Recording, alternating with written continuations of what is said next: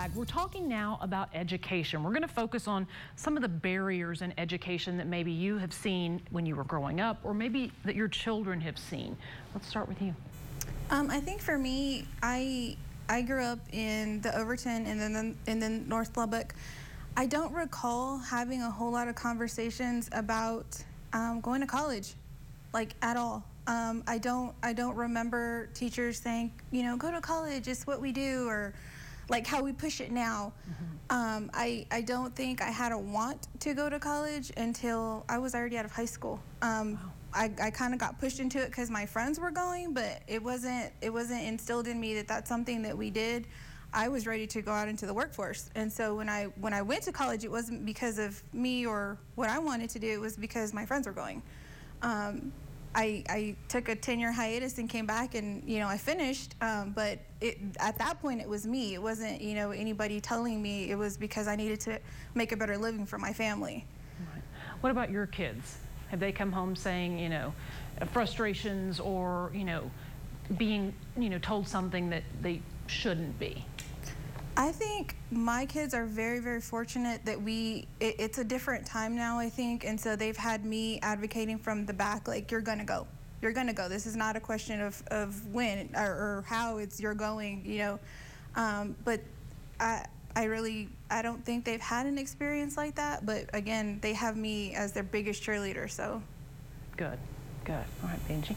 For me, it's like she said, the college wasn't something that I didn't ever feel like anybody even considered. I didn't know anything about college. I went to college as a non-traditional student, almost 30 when I went to college. So I got married young and all of those things before I ever went to college.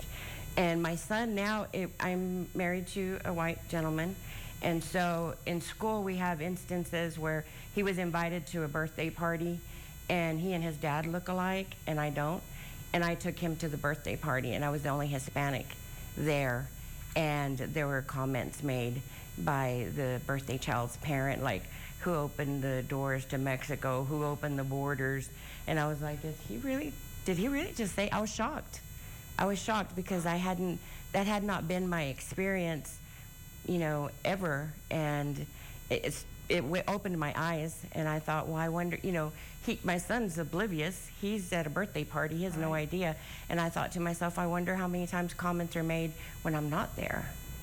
Wow. Yeah. Wow. Christy? Well, I think the other part is how we, as when I was in high school, I was generalized that, we weren't going to go to college. And little did they know that, I came from a college family background.